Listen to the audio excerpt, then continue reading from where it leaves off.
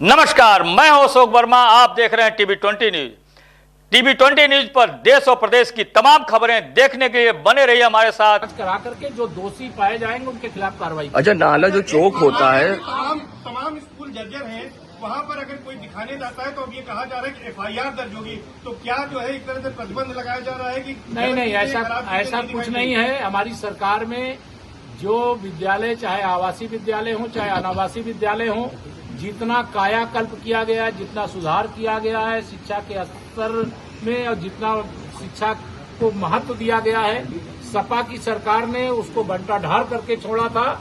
और हमारी सरकार प्राथमिक कक्षा से लेकर के उच्च शिक्षा तक के सभी और तकनीकी शिक्षा तक के सभी क्षेत्रों में बहुत अच्छा काम की है और आगे काम करती रहेगी। अगर कोई शिकायत होगी वो संज्ञान लिया जाएगा, उसका समाधान किया। नाला चौक होने की सबसे बड़ी वजह, जब क्लीनिंग होती है तो पॉलीथीन बहुत हैवी निकलती मात्रा में, उस पर हमेशा रोक लगाने की बात होती है, मगर पॉलीथीन अभी बाजारों में है और नाले चौक हो रही है और मंत्री विधायक खुद उसमें सड़कों पर आपके बांटते सामान दिखते हैं पॉलीथीन में, हमेशा सोशल मीडिया पर। वो सरकार के द्वारा रोक लगी हुई है। सिंगल यूज प्लास्टिक मुक्त उत्तर प्रदेश को बनाए रखने के लिए सबको निर्देश है, केवल जनप्रतिनिधि ही नहीं, एक नागरिक जिम्मेदारी निभाएं कि सिंगल यूज प्लास्टिक का इस्तेमाल न करके जो सामूहिक रूप से बड़ी सामग्री के लिए प्लास्टिक के सामान की जरूरत है उसका जरूर यूज कर ले, लेकिन सिंगल यूज प्लास्टिक का उपयोग करने पे जुर्माने का भी, कानून का भी सरकार का निर्देश है। आपकी तरफ से कहा, आपकी तरफ से ट्वीट किया गया कि समय तो वो किस परिपेक्ष में कहीं मुझे नहीं मालूम है। जो हमारी सरकार में जो आरक्षण दिया जा रहा है वो आगे भी दे दिया जाएगा। संजय निषाद भी आरक्षण मांग रहे हैं सर, वो कह रहे हैं कि हमारे नहीं, वो आरक्षण नहीं मांग रहे हैं। वो निषाद समाज की विभिन्न जातियों को शेड्यूल कास्ट में शामिल करने की डिमांड कर रहे हैं और उसकी ये डिमांड पुरानी है और सरकार के संज्ञान में। प्रयागराज में जल भराव को लेकर जिस तरीके से समस्या आई है, किसकी समय रहते अगर अधिकारियों ने कदम उठाया होता तो यह जो समस्या पैदा हुई नहीं पैदा होती। अब प्रयागराज के विकास की मैंने कहा चर्चा आप सब प्रयागवासी पत्रकार होने के बाद भी करते हो और हम सबका मतलब निश्चित तौर से इस बात की खुशी है कि अगर हम प्रयागराज का विकास किए और सभी नागरिक भी चर्चा कर रहे हैं, आप सब लोग भी चर्चा कर रहे हो, बाहर से आने वाले भी चर्चा कर रहे हैं, तो अगर इस प्रकार की थोड़ा बरसात के कारण से सीवर लाइन या नालों के चौक होने से जो समस्या पैदा हुई है उसमें नागरिकों को जो असुविधा हुई है उसके लिए उनसे क्षमा चाहते हुए उनको विश्वास दिलाते हैं कि डबल इंजन की सरकार नहीं, ये ट्रिपल इंजन की सरकार है। सब लोग मिलकर के काम कर रहे हैं और सब लोग मिलकर काम करेंगे और अधिकारी अपनी जिम्मेदारी निभाएं, ये आज कड़े निर्देश दे दिए गए। ठीक, धन्यवाद। सांकेतिक डेमो चेक दिए हैं, किस तरह से रसोइयों 3,50,000 से अधिक जो हमारी रसोइया हैं, माताएं बहनें ही हैं उसमें, और उनको जब 1,000 रुपए का मानदेय बढ़ाया गया तो वो खुशी से झूम रही हैं। और साथ ही जो शिक्षा कर्मचारी और जो रसोइया के रूप में काम कर रही हैं उनको भी 5 लाख रुपए की कैशलेस सुविधा देने का काम किया गया। इससे उनमें प्रसन्नता है। कुछ माताओं बहनों को मैंने बातचीत किया, उसमें कुछ विडो महिलाएं भी थी, तो उनको मुख्यमंत्री आवास योजना का लाभ नहीं मिला था, वह लाभ भी उन्हें मिले और एक विडो महिला के नाते जो पेंशन उनको मिलती है वह भी 1,500 रुपए महीने कर दिया गया, वह भी समय से मिले। ऐसी उनकी डिमांड थी, उसको भी पूरा कर दिया जाए। समाज कल्याण के शिक्षकों को नहीं, रसोइयों को नहीं, समाज कल्याण के शिक्षकों के बारे में जानकारी हो गई है, माननीय मुख्यमंत्री जी अवगत हो गए हैं। जल्दी उसके बारे में भी निर्देश आ जाएगा कि कोई शिक्षक और शिक्षणेतर कर्मचारी जो भी हैं उनको भी कैशलेस चिकित्सा सुविधा का लाभ 5 लाख रुपए तक का मिलेगा। सर, अभी बारिश जो हुई थी, शहर में जगह जगह जलभराव हो गया है, आपने आज बैठक लिया अधिकारियों के साथ, जनप्रतिनिधियों के साथ, क्या दिशा निर्देश दिए हैं? बहुत कड़े निर्देश दिए गए हैं और कड़ी कार्रवाई की चेतावनी दी गई है। जो समस्या आई, प्रयागराज के विकास का गुणगान प्रयागराज ही नहीं, प्रदेश ही नहीं, देश ही नहीं, दुनिया के कई देशों में जो भारतवासी प्रयागवासी रहते हैं वह लोग भी करते रहे हैं, लेकिन इस बार तेज वर्षा के कारण से जो जल भराव की समस्या पैदा हुई वह लापरवाही थी और जो लापरवाह अधिकारी हैं उनके खिलाफ कार्रवाई भी की जाएगी और भविष्य में इस प्रकार की समस्या न आने पावे इसके लिए कार्य योजना तैयार हो रही है। समयबद्ध तरीके से गुणवत्तापूर्ण ढंग से कार्य को करके आने वाले समय में इस समस्या से प्रयागराज को मुक्त कराया। अखिलेश यादव ने प्रेस कॉन्फ्रेंस की है, उन्होंने कहा है कि परिवारवाद के अपने फायदे हैं। उनका तर्क था कि 5 सांसद अगर एक परिवार से हैं तो पार्टी में कभी टूट नहीं हुई, बीजेपी को उसका ये पक्ष भी समझना चाहिए।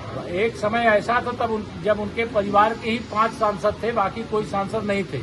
आने वाले समय में हो सकता है उनके 5 सांसद ही रह जाएं, 5 विधायक ही रह जाएं और समाजवादी पार्टी का भविष्य सैफई तक सीमित रह जाए। वंदे मातरम को लेकर के राजनीति तेज है। कांग्रेस का कहना है कि हम वोट से विचारधारा को माने कि रविन्द्रनाथ टैगोर की बात माने। उस पर रविन्द्रनाथ टैगोर जी की बात वो माने, ये जरूर उनसे मैं कहूंगा।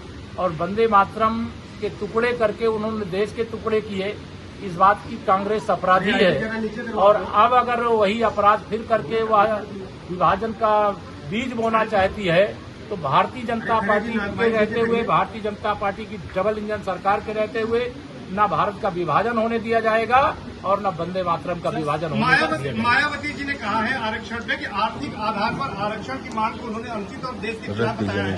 उन्होंने कहा है कि श्री प्रवीण जी, हमारे माननीय विधायक द्वय श्री हर्ष वाजपेयी जी, श्री प्रसाद मौर्य जी, हमारे विधान परिषद के सदस्य सुरेंद्र जी, हमारे दोनों जिला अध्यक्ष श्रीमती निर्मला पासवान जी और श्री राजेश शुक्ला जी, हमारे महामंत्री श्री विक्रम भदौरिया जी, श्री उपाध्यक्ष अवधेश गुप्ता जी, उधर शैलेश पांडे जी, हमारे उपाध्यक्ष महानगर आनंद चोपड़ा जी और विनय मिश्रा जी। आप सिंधु से बोल देते, मैं भी रोका आया। विनय मिश्रा जी हमारे पार्षद साथी। और आज मुझे प्रयाग आने का मौका मिला था, तो एक तो आज सबसे बड़ा काम हमारी 3-3.5 लाख से अधिक की संख्या में जो उत्तर प्रदेश के अंदर प्राथमिक और जूनियर हाई स्कूल के जो विद्यालय हमारे हैं, उसमें जो रसोइया के रूप में एक माँ की तरह ही विद्यालय में पढ़ने के लिए आने वाले बच्चे और बच्चियों को मिड डे मील का भोजन बना करके खिलाती हैं। जब हम लोग सरकार में आए थे उस समय उनका जो मासिक जो उनको मानदेय दिया जाता था वो 1000 रुपए था, उसको बढ़ा करके अब 3000 रुपए महीने किया गया है। तो आज उनको एक तो इसकी सौगात देने के लिए, शुभकामना देने के लिए मैं प्रयागराज में हूँ और माननीय मुख्यमंत्री जी लखनऊ से इस कार्यक्रम को लॉन्च किए हैं। साथ ही जो रसोइया है, जैसे हमारे शिक्षक गण हैं और क्षेत्रीय जो कर्मचारी गण हैं, उनको 5 लाख रुपए तक की कैशलेस इलाज की सुविधा दी गई थी। वही कैशलेस इलाज की सुविधा या जो हमारी रसोइया हैं उनको भी देने का काम किया गया है।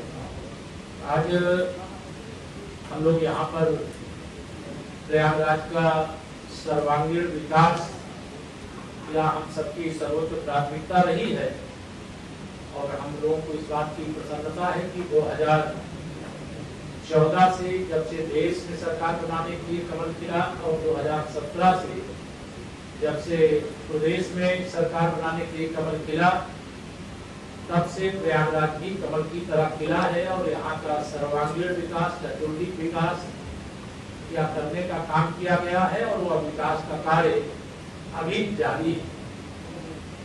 एक इस वर्ष जो वर्षा थी वो थोड़ा ज्यादा होने के कारण से शहर के कुछ मोहल्लों में जल भराव की एक समस्या उत्पन्न हुई थी।